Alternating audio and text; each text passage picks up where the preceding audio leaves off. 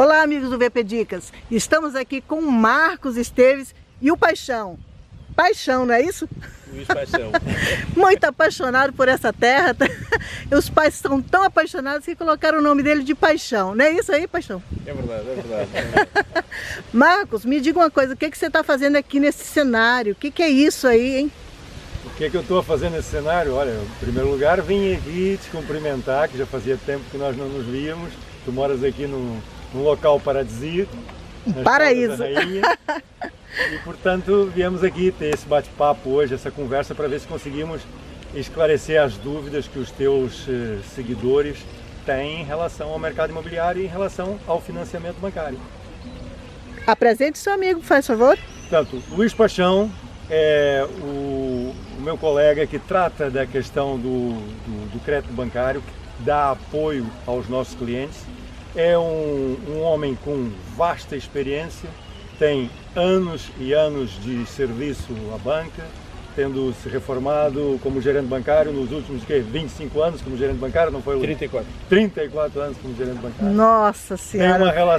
Tem uma relação espetacular com todos os bancos e é uma dinâmica muito pujante, e é um homem que é muito reconhecido pela maior parte dos bancos, tem sido premiado, tem sido reconhecido pela maior parte dos bancos. Que honra para nós, que honra para o VP Dicas. Pelos processos que ele todos os anos faz chegar à maior parte dos bancos em Portugal.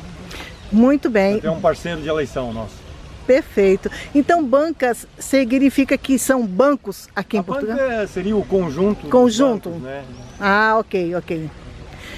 Então, mas convém aqui frisar que nós, na ótica, enquanto analista financeiro da Max Finance, convém aqui realçar que nós trabalhamos com todos os parceiros financeiros, com todos os bancos, à exceção de dois, Millennium BCP e Montepio. Isto porquê?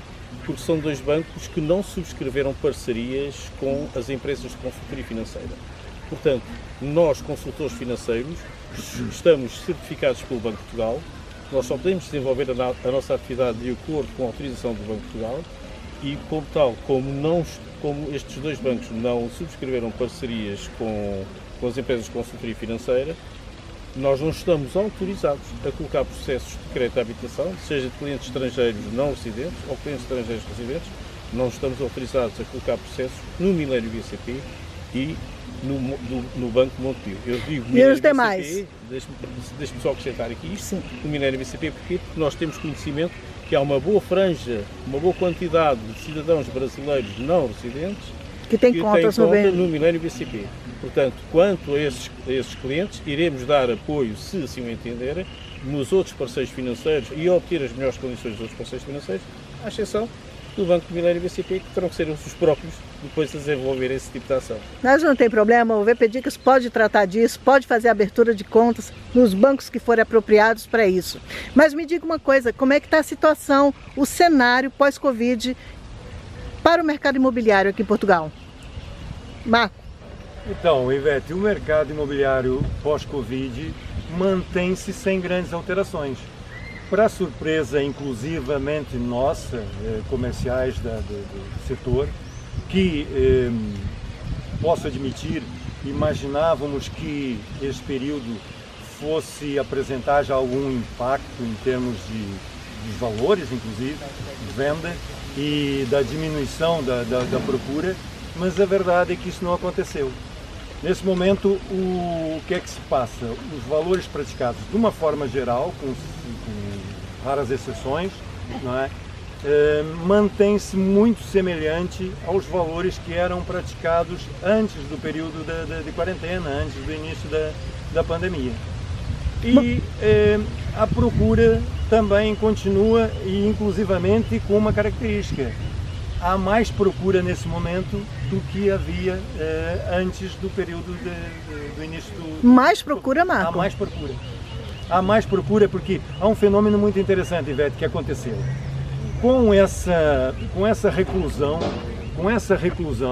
a maior parte das pessoas que ficaram confinadas, por exemplo, e que viviam e vivem em apartamentos, que não tinham espaço exterior, que não tinham uma sacada, uma varanda, portanto, uma das primeiras coisas que pensaram logo que acabou, nós temos que encontrar um outro tipo de habitação para, se formos viver esse momento novamente ou algo semelhante, que não nos sintamos tão isolados, tão confinados.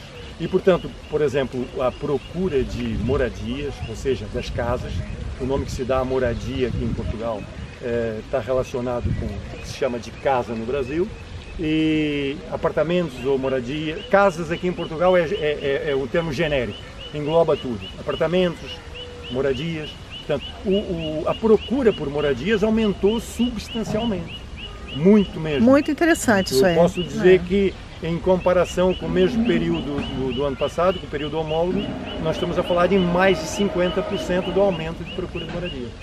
Portanto, quer dizer, a lei básica do mercado e da economia prevalece, não é? A lei da oferta e da procura, havendo tanta procura assim, obviamente que os preços mantêm-se ainda muito semelhantes aos preços que eram praticados antes. Por um lado, se me permitem acrescentar mais alguma coisa, há aqui, conforme os amigos brasileiros dizem, há um porém. E qual é o porém? O porém é que, se por um lado há maior procura das habitações em Portugal, há uma maior restrição da parte da banca no que diz respeito à concessão de crédito. Os bancos estão mais cautelosos, por via da situação do Covid, por via das moratórias, por via de que as pessoas não conseguem pagar as prestações. Os bancos na concessão de crédito atualmente estão mais cautelosos, há um bocado mais de restrição, portanto os bancos aqui estão com um rigor acrescido na concessão do crédito à habitação. No caso concreto do cidadão brasileiro não residente, que tem rendimentos declarados no Brasil, que tem os contra-cheques do Brasil, que tem toda uma série de rendimentos. Imposto de renda. Imposto de renda, tem isso tudo. É necessário um aporte de capitais próprios na ordem entre os 30% a 35%.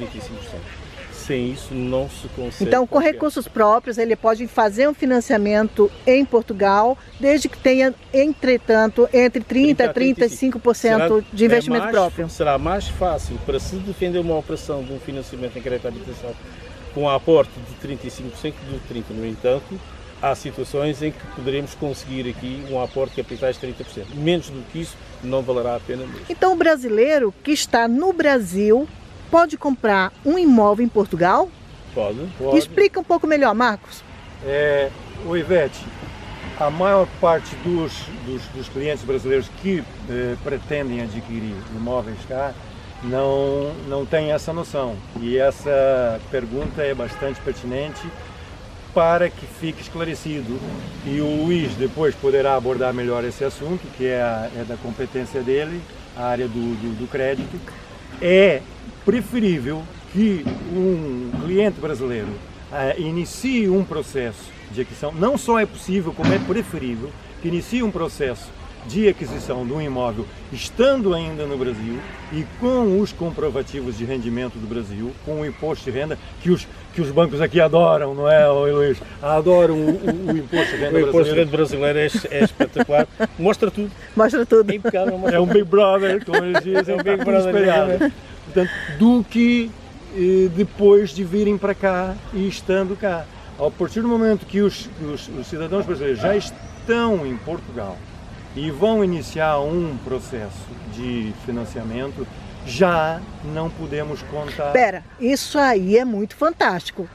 Repete isso aí, porque isso é incrível. As pessoas não sabem disso. Quem está no Brasil não tem a mínima noção. Acha que vai ter muita dificuldade de fazer financiamento em Portugal e não sabem que podem fazer financiamento estando ainda no Brasil. Ivete, deixa-me então acrescentar mais qualquer coisa sem tirar a palavra ao Marco. À vontade, Luís.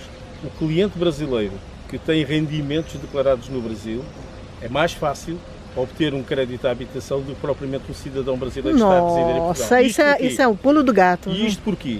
Porque o cidadão brasileiro a trabalhar em Portugal, a maior parte deles não tem cartão de cidadão português.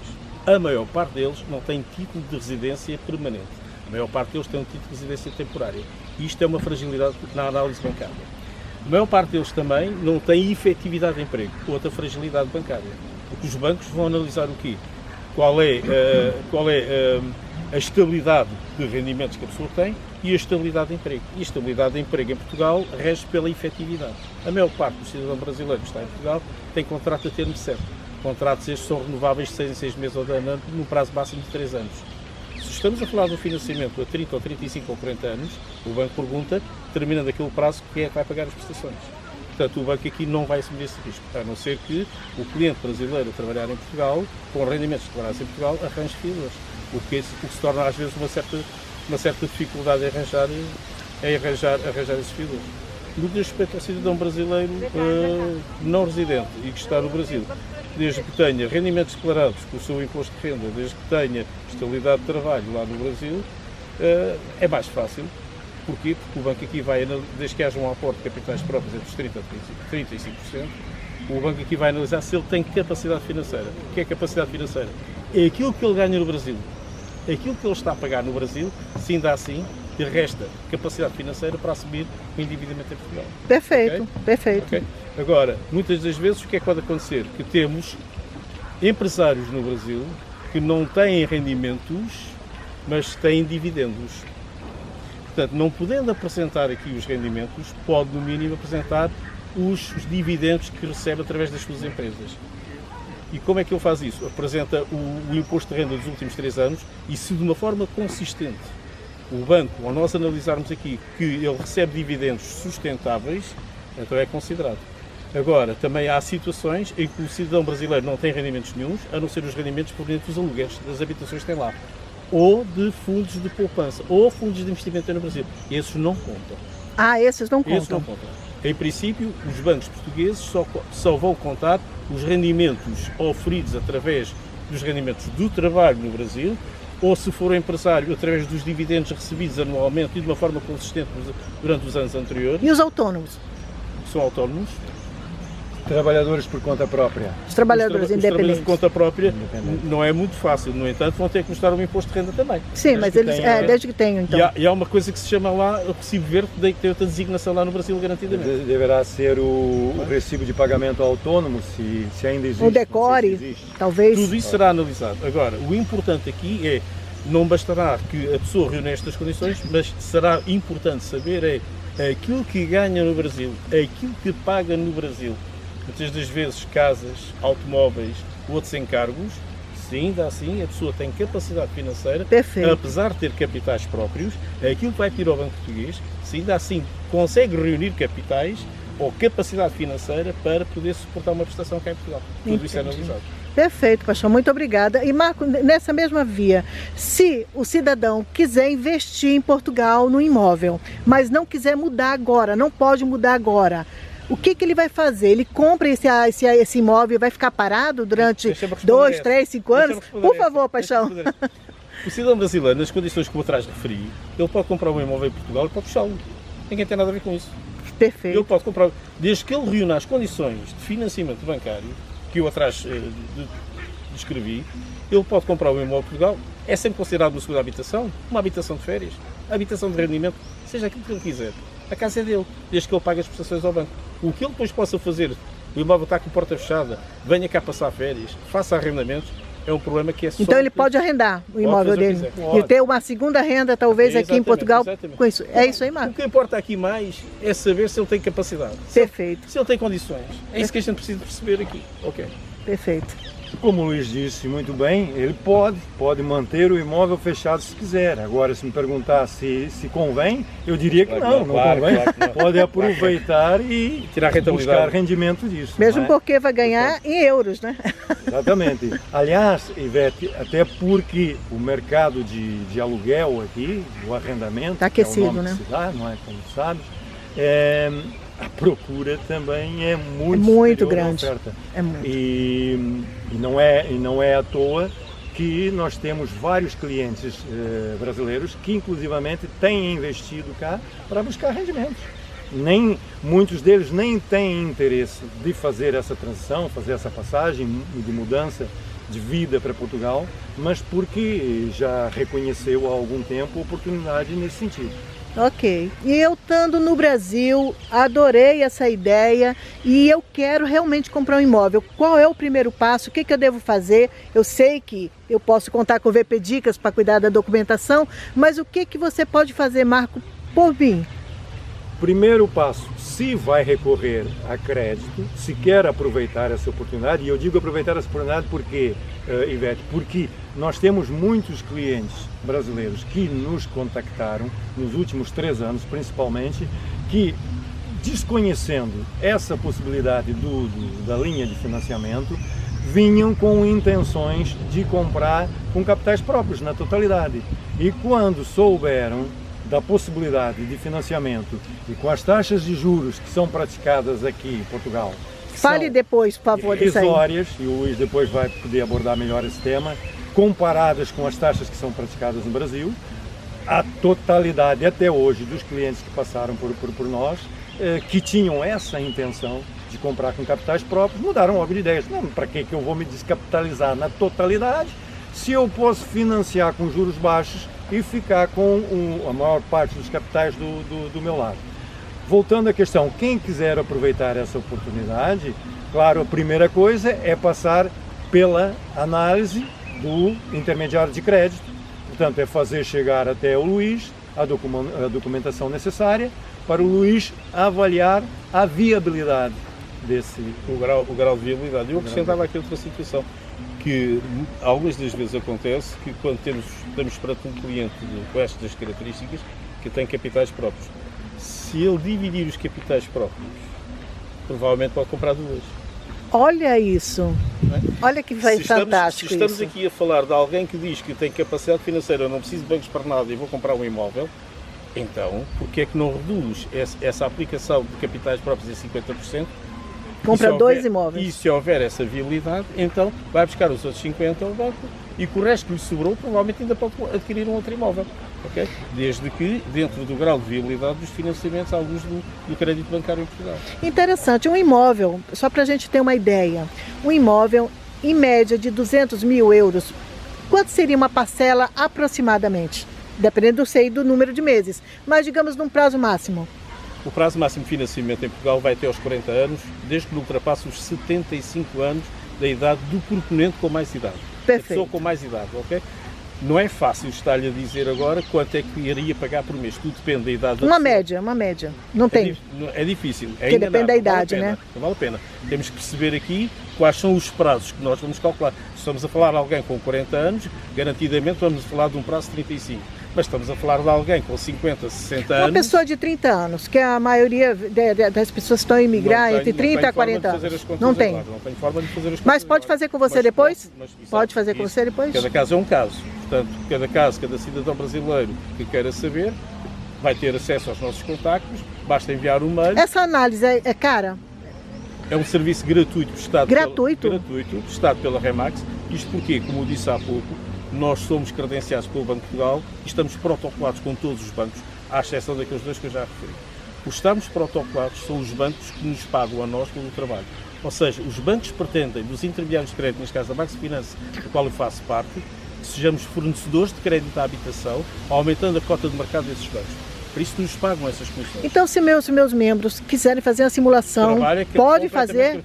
Nossa, que maravilha! Desde a simulação ao acompanhamento do processo, à aprovação, ao grau da viabilidade e acompanhar até a data da escritura, é um serviço completamente gratuito prestado pela Max Finance. Isso é fantástico, isso é fantástico. Ivete, deixa eu chamar a atenção aqui por uma coisa muito importante. O que o Luiz está a dizer. Um intermediário de crédito, existe uma lei muito rigorosa, que é mais ou menos recente, não é, Luiz? Exatamente.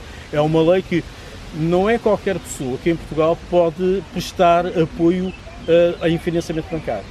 Ah, é?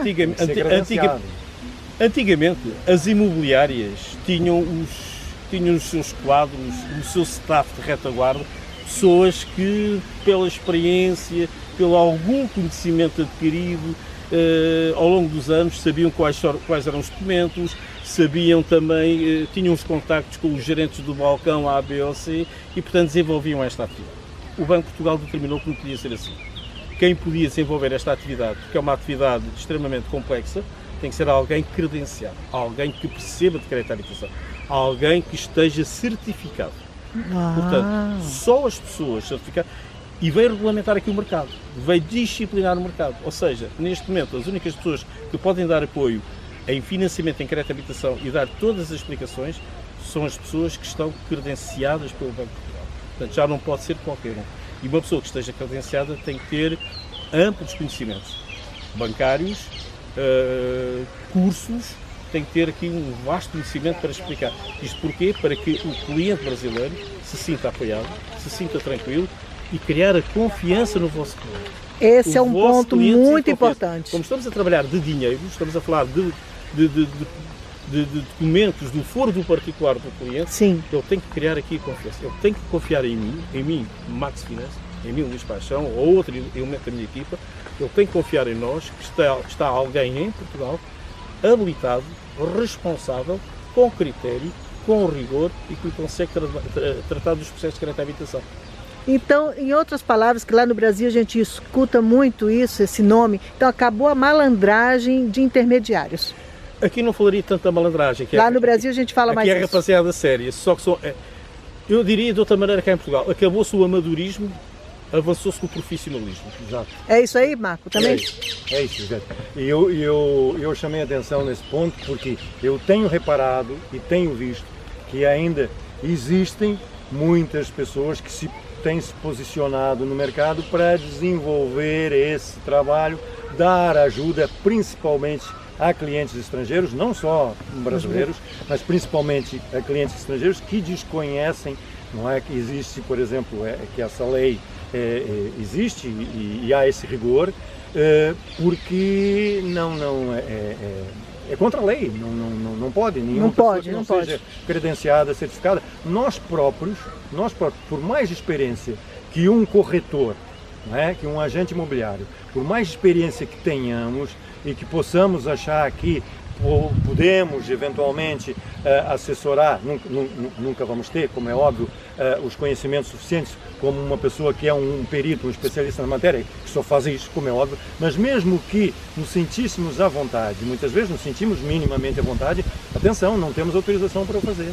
Por isso é que temos que estar apoiados com quem de direito. Eu agora acrescentava aqui mais qualquer coisa, que é o seguinte: o consultor imobiliário, o objeto do seu trabalho é angariar e vender imóveis. Não tem que interferir. É o caso na personificação aqui, inclusive, do Marco. O Marco representa o corretor e você, exatamente, a instituição financeira. É simples de pensar. A pessoa que quer comprar um imóvel, não estamos a falar de dinheiro. Exato. Quer comprar um imóvel, não vai... São distintos. Não é? Quem quer comprar dinheiro, vai outra entidade. Exato. Quem quer comprar um imóvel, vai ter que somar... É assim mesmo. Não é? Consultores imobiliários. O seu Marco arranja produto, arranja cliente, mas trabalha o produto casa. Okay? O cliente brasileiro, nacional, seja ele quem for, precisa de dinheiro, então há outra entidade que trabalha o produto dinheiro, que compra dinheiro, ok? Perfeito. E arranja o dinheiro. São os chamados intermediários de crédito a Portugal.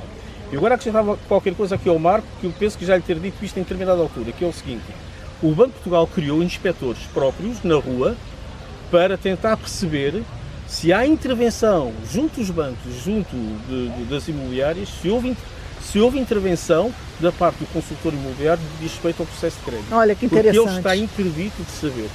Os bancos estão avisados e informados que as únicas entidades, as únicas pessoas que podem interferir ou saber como é que está o acompanhamento e evolução no processo de crédito é tão somente o cliente ou o intermediário de crédito. Perfeito. Eu tenho uma pergunta para vocês dois. Nosso VP Dicas, ele é muito assistido, obviamente, pelos brasileiros, mas nós temos também clientes dos Estados Unidos, de Guiné-Bissau, de Angola, temos da França, Irlanda, agora recebemos recentemente. Para os estrangeiros é tudo na mesma, tudo igual. Deixa-me dizer isto. Mês passado fiz uma escritura de um cliente lá no Afeganistão. Perfeito. Okay? Portanto, temos clientes russos, temos clientes da zona euro. Todas as mesmas condições, Paixão? As mesmas condições. Tem que haver aporte de capitais próprios. A base fundamental, seja o cliente da zona euro, do resto do mundo, ok? É rigorosamente o mesmo, que é estabilidade de emprego, estabilidade de rendimentos e mostre. Tem que mostrar. Eu ganho, mostre. Okay? Tem estabilidade de emprego, mostre, com contratos de trabalho, ok? Resumindo, qualquer cidadão estrangeiro não residente tem que ter estabilidade de emprego, estabilidade de rendimentos.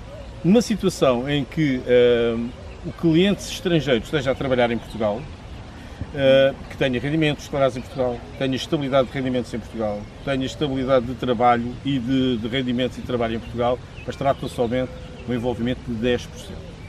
Mesmo com autorização de residência provisória? provavelmente vai ter que arranjar aqui fiadores. Pode acontecer, cada caso é um caso, iremos analisar casuisticamente cada um deles. Agora, é importante aqui também ressalvar outra situação. Há muitos cidadãos estrangeiros que têm conhecimento que os bancos têm os próprios imóveis, os chamados imóveis da banca.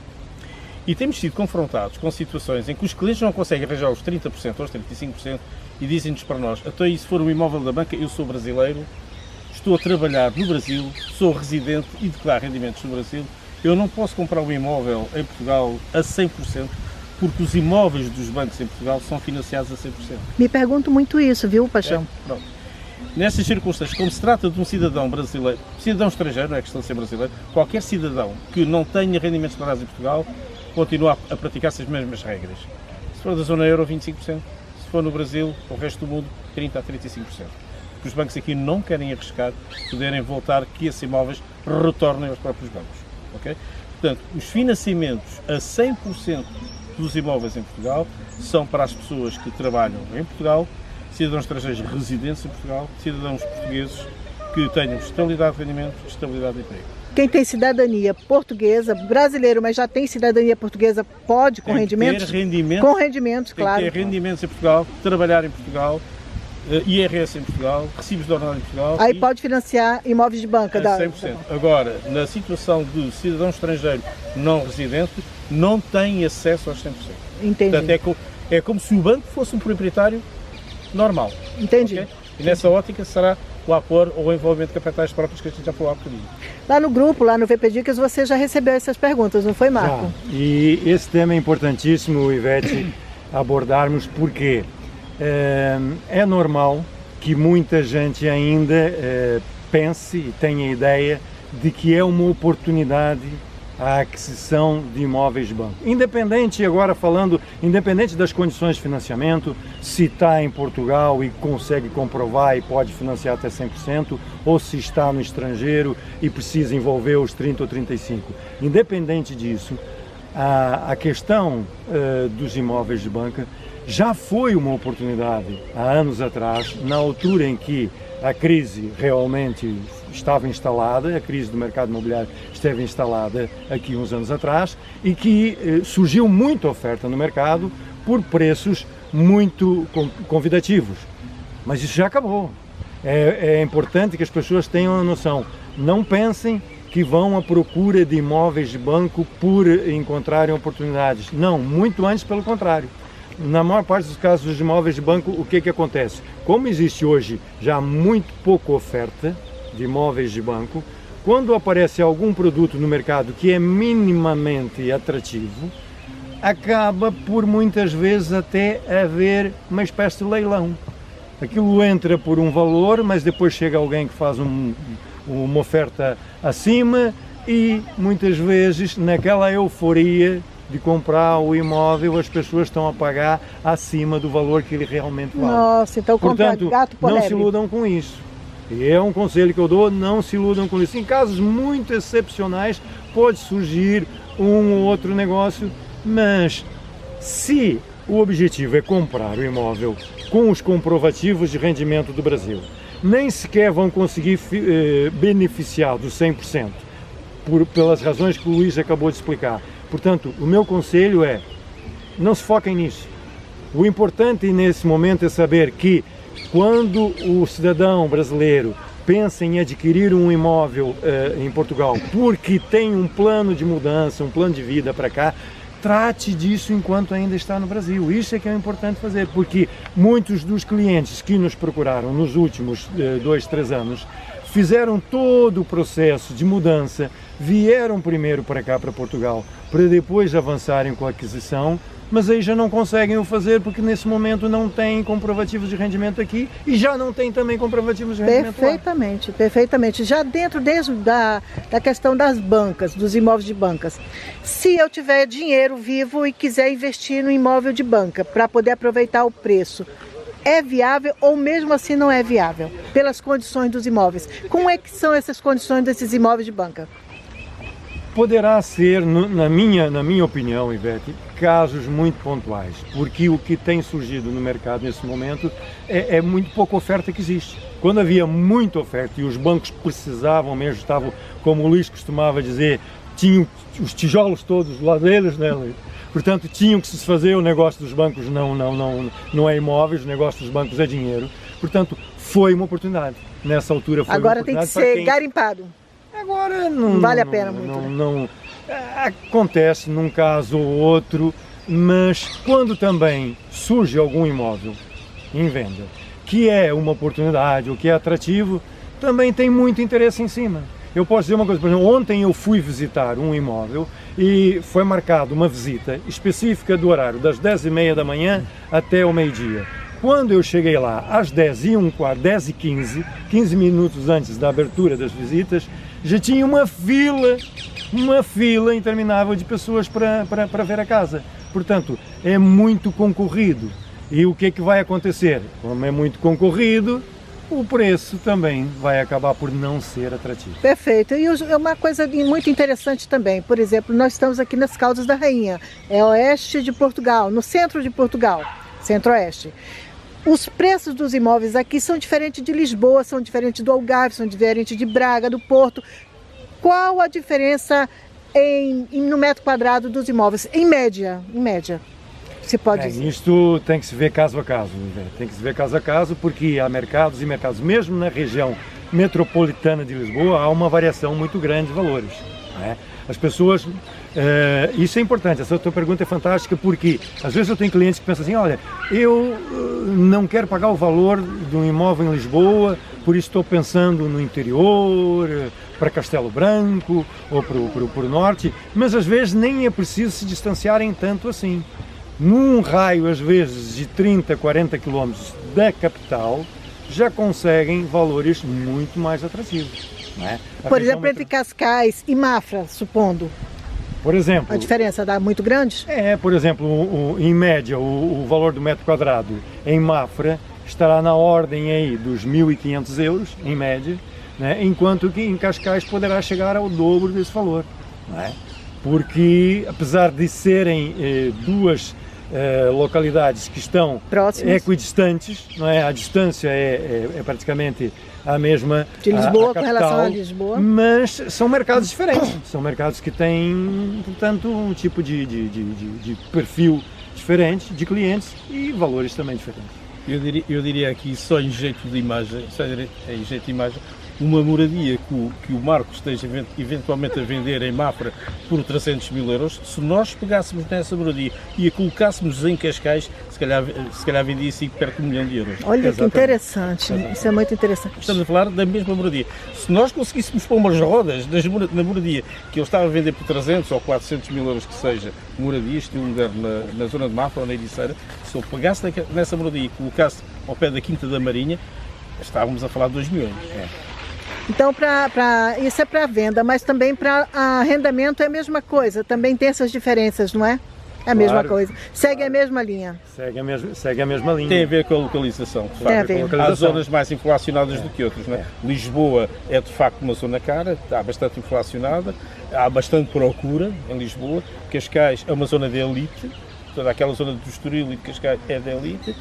Daí que há muitos cidadãos estrangeiros que procuram outras zonas que também são calmas, e para o cidadão brasileiro, estamos a falar de distâncias de 30 km, para o cidadão brasileiro isso não é nada, absolutamente nada. Portanto, há muito cidadão brasileiro que está a optar por a Zona Oeste, e a Zona Oeste é bastante abrangente. Eu sei disso. Estamos a falar de 30, 40 km de distância, que para nós, para o cidadão português, se calhar é que chatice, 40 km, tem que pegar no carro para o cidadão brasileiro.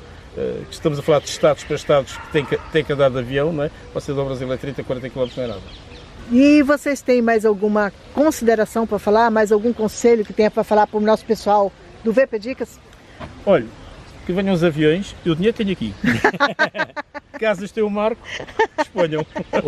Ivete, eu tenho, se é que se pode dar conselho, ou uma dica muito importante, que eu acho que é muito importante, para tudo, seja para o objetivo que for, seja para aquisição de um imóvel, seja para compra de dinheiro, contratação de crédito, seja para legalização, estejam bem acompanhados. Busquem referências. É verdade. Busquem referências e estejam bem acompanhados com profissionais competentes e idôneos.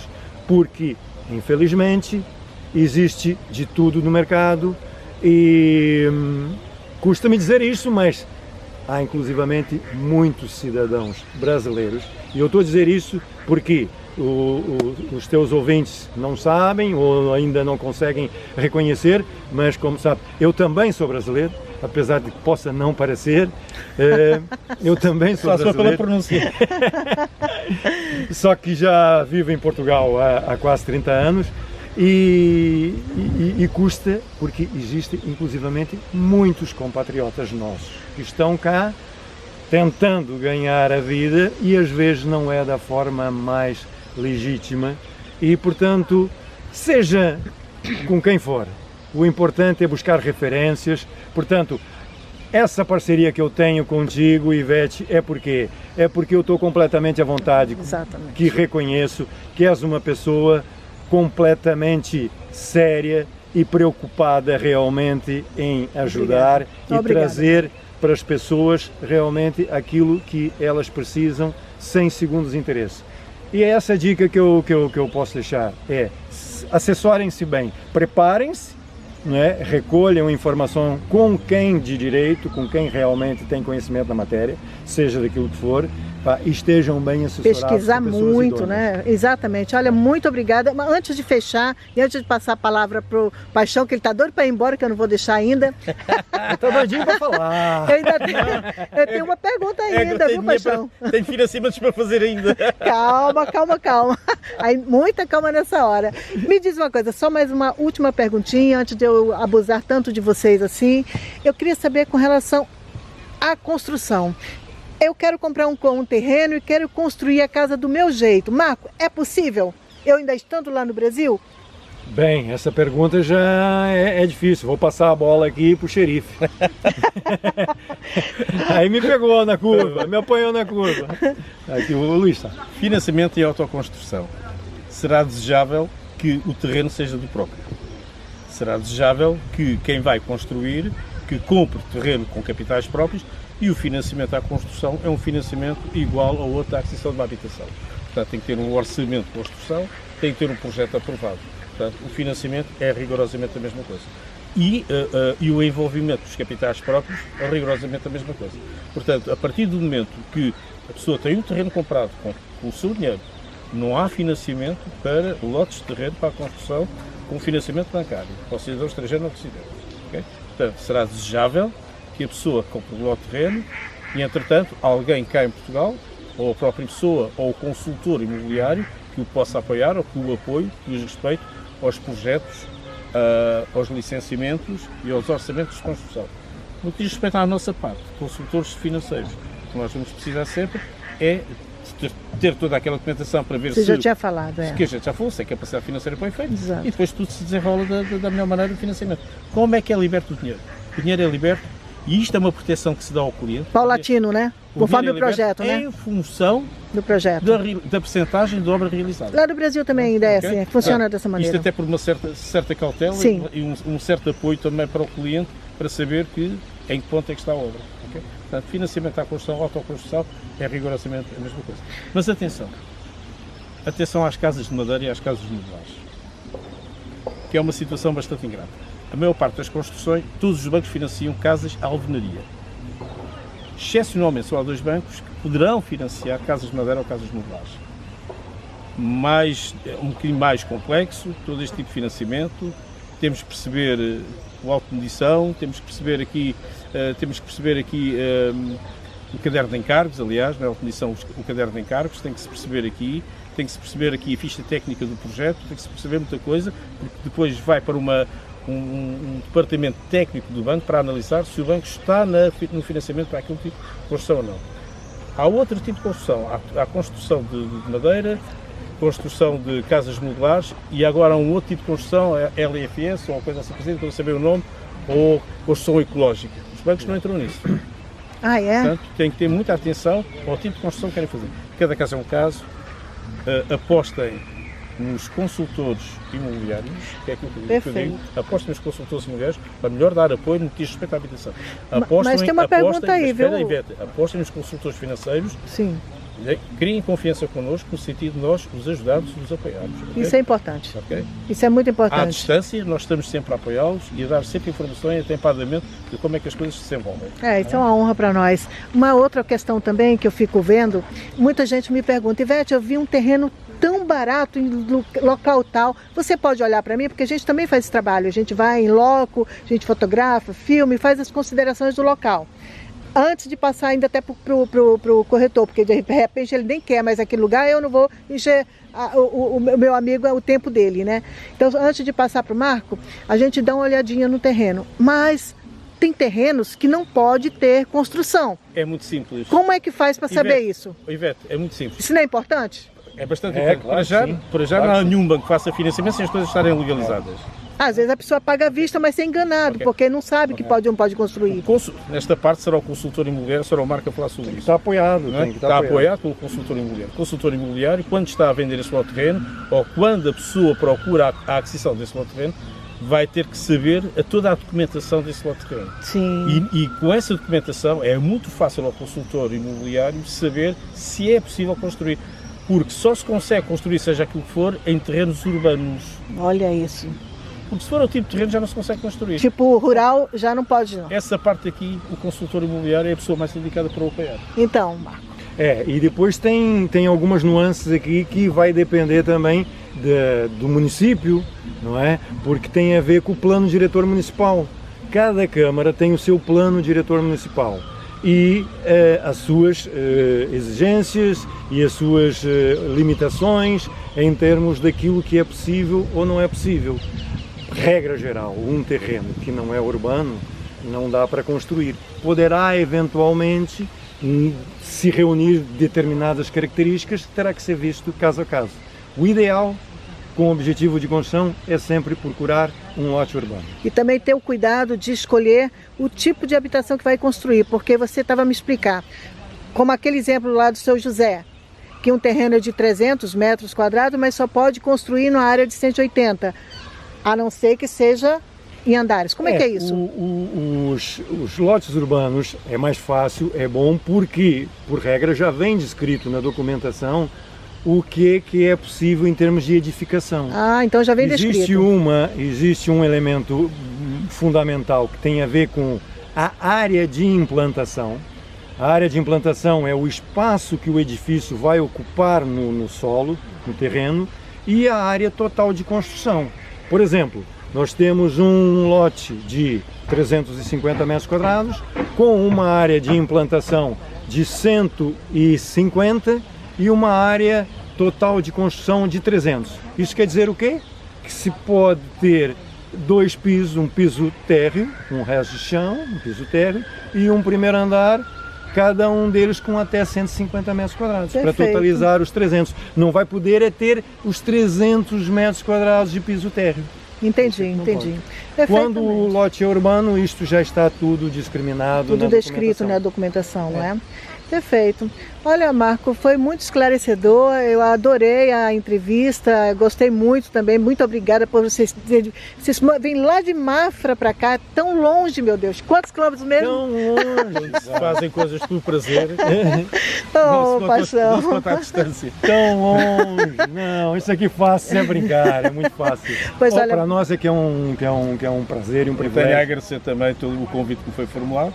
Estamos ao dispor para apoiar os vossos potenciais clientes, criando a confiança naturalmente nos nossos serviços. Muito obrigada, Paixão. Obrigado pela tua confiança, Ivete. Muito obrigada, Marco. Vou mostrar para o pessoal aqui onde é que nós estamos agora. Muito obrigada, tá? E vamos continuar falando daqui a pouco. Tá bem. Okay. Um grande abraço, gente. Um abraço. I'm not buying anymore because I don't want to drink any more cheap wine.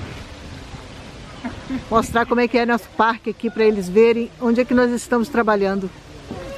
Esse lugar feio aqui. Maravilhoso.